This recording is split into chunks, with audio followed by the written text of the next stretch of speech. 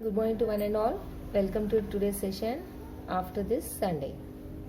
So I hope you have gone through the two lessons thoroughly. Now coming into the chapter animal fiber. Here there is a conversation between these two girls when they went to a garden. So suddenly Neelima shouted and started crying. Why? Because she saw a caterpillar. She saw a caterpillar. This is the main theme of the lesson.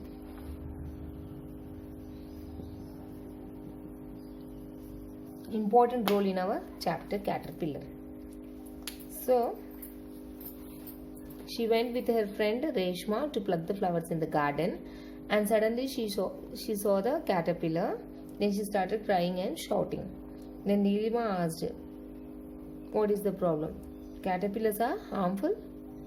Then she got a doubt. Are caterpillars harmful?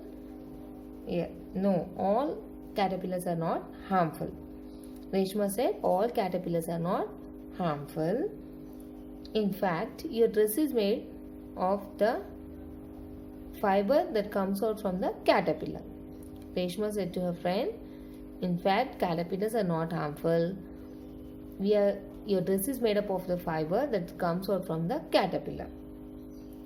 Then she remembered her 6th class chapter fibers. Yes, fibers. In fibers chapter you have learned that we get fibers from the plants and animals also. So in this way we'll get the fiber. She started remembering. So all the animals also give us fibers? No, some of the animals give us fibers. In the same way, some of the plants give us fibers. What fibers do animals give us? In the way of obtaining them are similar to plants. Which part of the animal is useful to make fabrics? She wanted to know answers for these questions. We get jute from jute plant. We get cotton from cotton plant. And also Deccan hums give us fibers, that is gongura. It also gives us fiber, and all these fibers are used to make a fabric. In the same way, we get fibers from silk and wool from the animals, like silkworm. Silkworm give us silk, and sheep, goat, camel, yak give us wool. So let us find out about these animal fibers in this chapter. Do you all like to wear beautiful dresses? Obviously. So, did you think anytime how is that our dress made up of? With what it is made up of? Yes, there are so many different stages behind the making of a fabric. So all dresses are not in the same texture. Some are shiny and some cloths are not shiny. So some are made up of cotton, some are made up of jute, some are made up of silk. So now we are going to learn about the story of silk.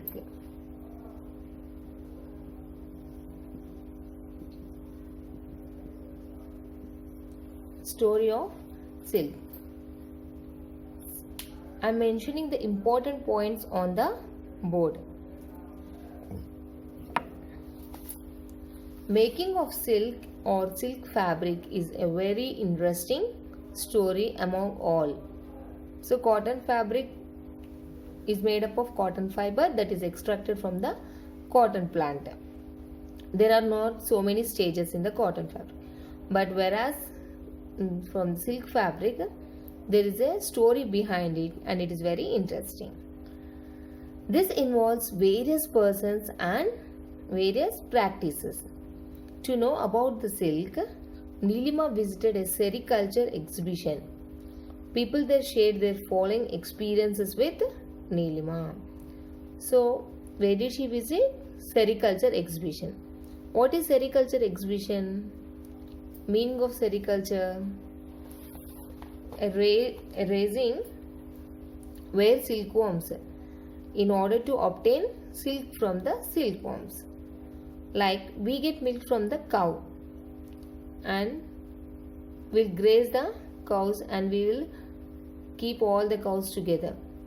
Farmers will raise the cows and they'll get milk from the cows. In the same way here, they raise the silkworms in order to obtain silk from the silkworms. This is called as sericulture.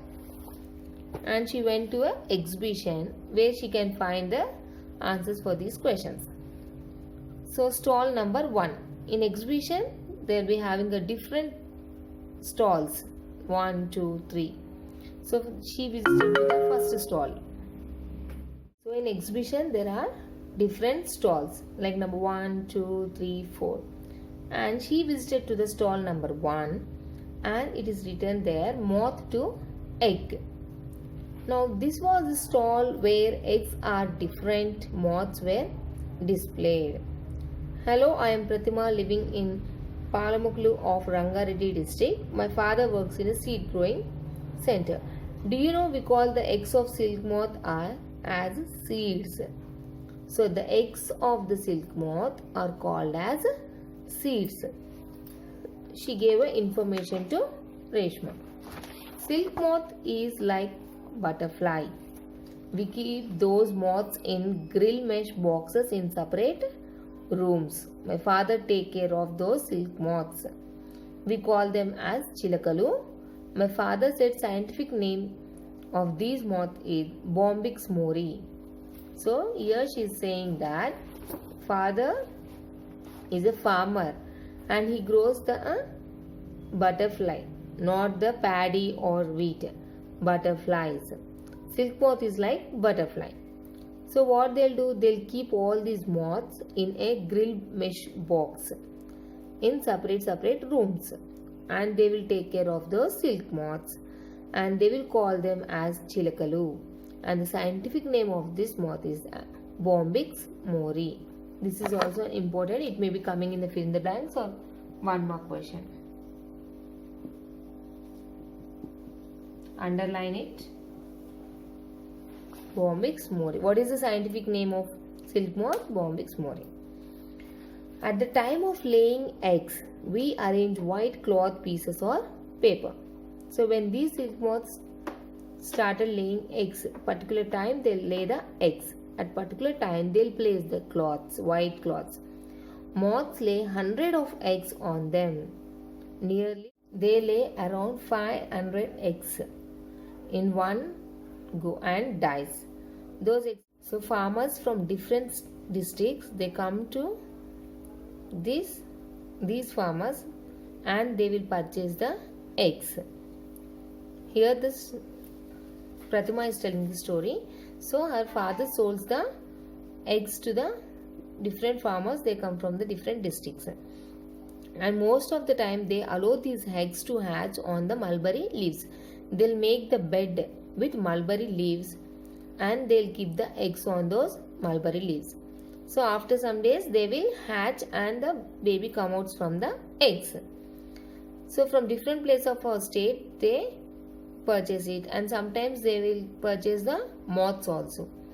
Did you see a baby chick coming out from the egg? Hen lays eggs and from this egg a baby chick comes out. In the same way, silk moths comes out from the eggs, that is called as hatching.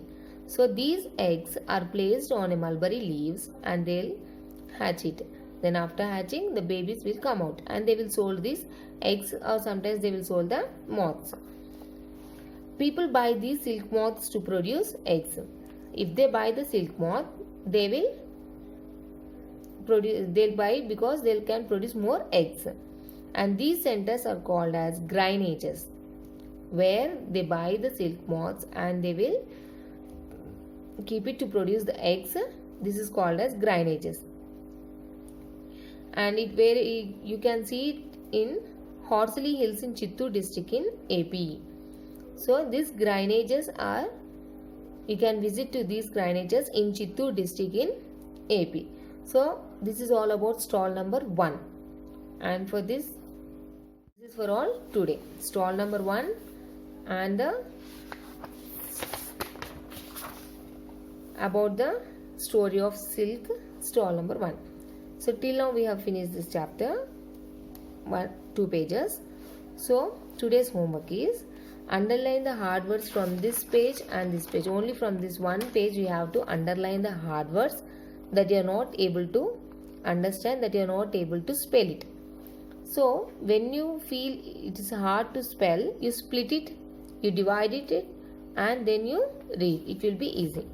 So underline the hard words and try to learn the spellings and write one time. Today's homework is underline the hard words from this page and write one time in your notebook. Mention your name and class, don't forget it, and write it in a neat handwriting. Many of your writing mistakes, you are writing from the textbook, then you should not do any mistakes. So write it neatly. Thank you.